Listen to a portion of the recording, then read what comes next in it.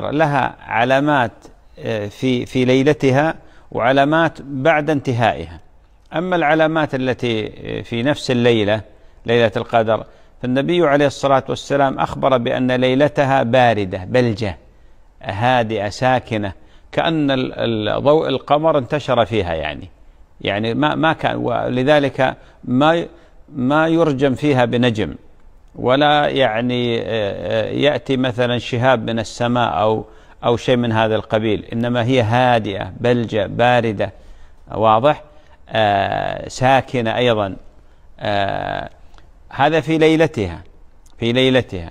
أما بعدها فالشمس تشرق في صبيحتها لا شعاع لها.